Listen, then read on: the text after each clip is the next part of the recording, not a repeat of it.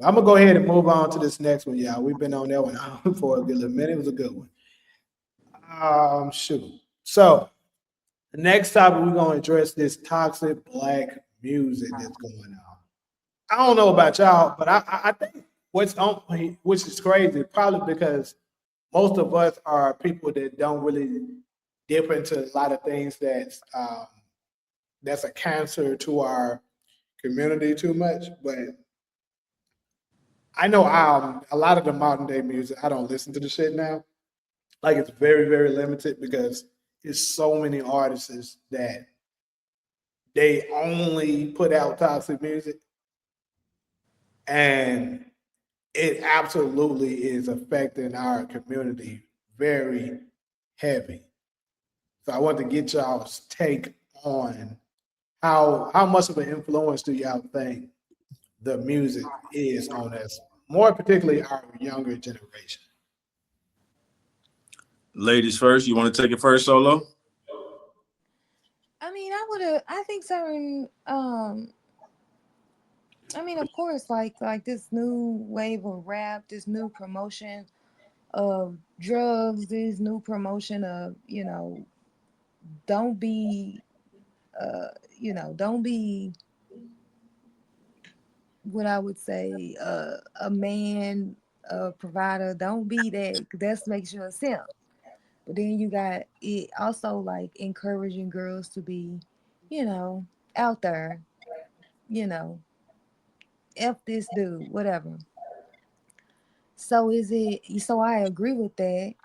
But I just think that our toxic music is just another way that, let's be honest, the system is using to deteriorate our our population. I mean, it's just another thing that they're using to influence our people to do things that are not good for them.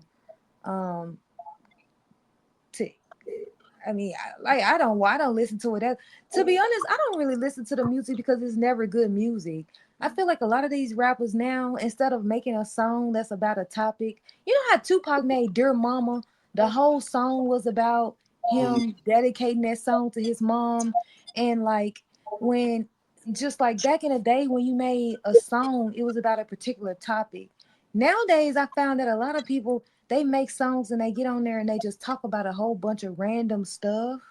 And so to me, that's not good music. To me, I'm not gonna cut that on. So I spend a lot of my time watching, listening to music from what we grew up on, because that's where the music is. Nowadays, if you're gonna rap about harming black people, you're gonna rap about drugs, you're gonna rap about, you know what I'm saying, girls being hoish and men being thugs, killing each other, selling dope to each other. All of that. I mean, that's what's getting promoted nowadays, a destruction of our community.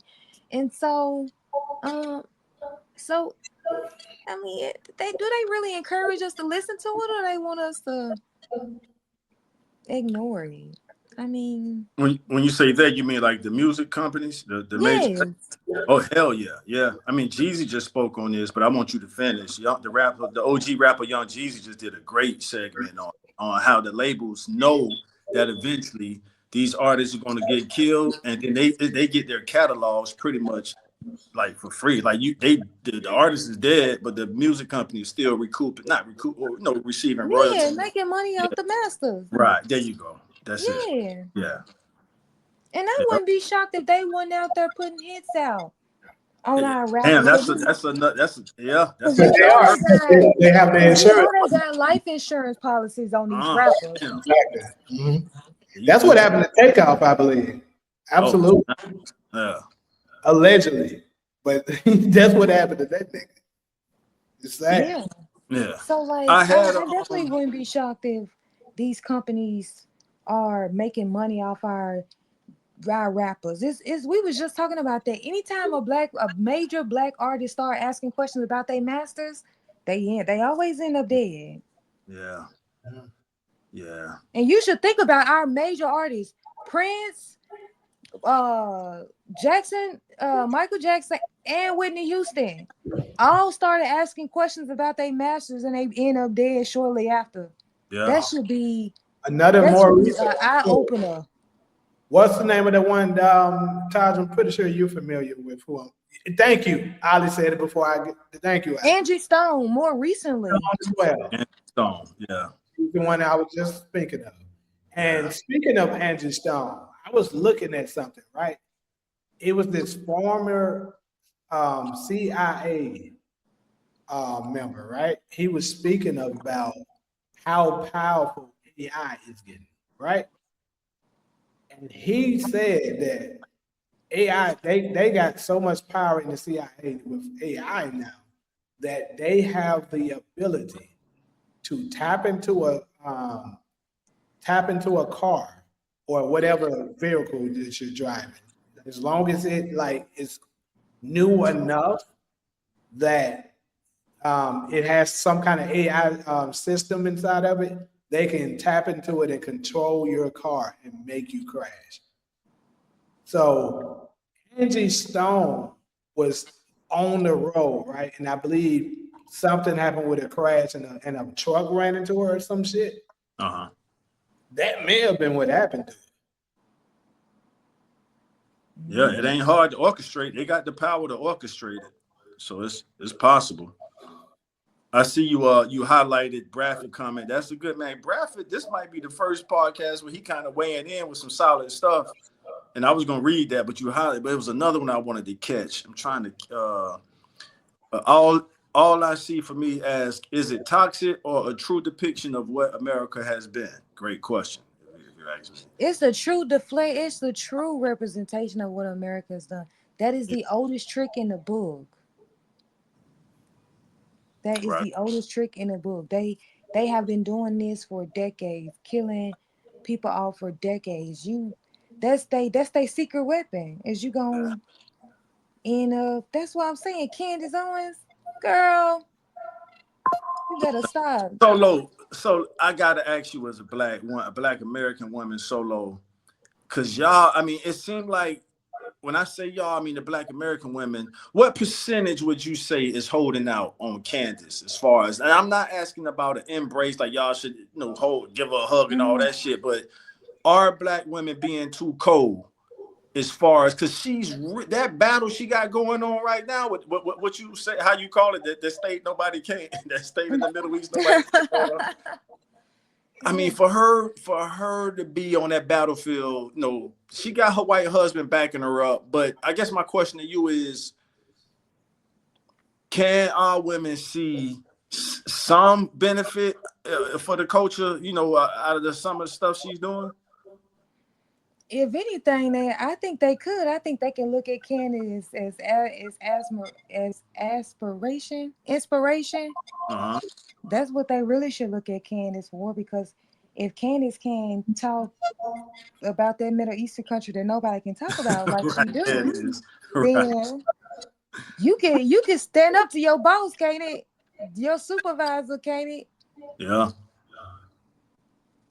Yeah, and I'm asking because when I go through the comment sections, I see more Black American brothers, Black American men sort of rocking with her more than the ladies. And then, those of us who care about our women who are still upset with her, we want to handle y'all delicately. Like, damn, they not letting that shit go about the stuff she said in the past.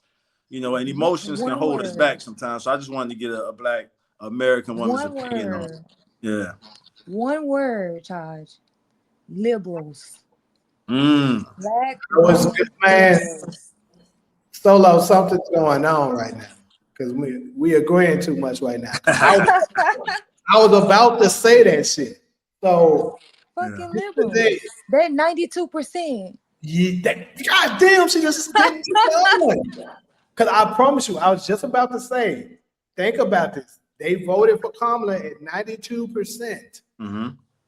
So majority of them are going to lean towards the opposite direction of what Candace is saying, judging by those numbers. But the men, on the other hand, only voted at 78%. It's still kind of high, but that's a good percentage of a differences. And Black women vote more than Black men. Exactly.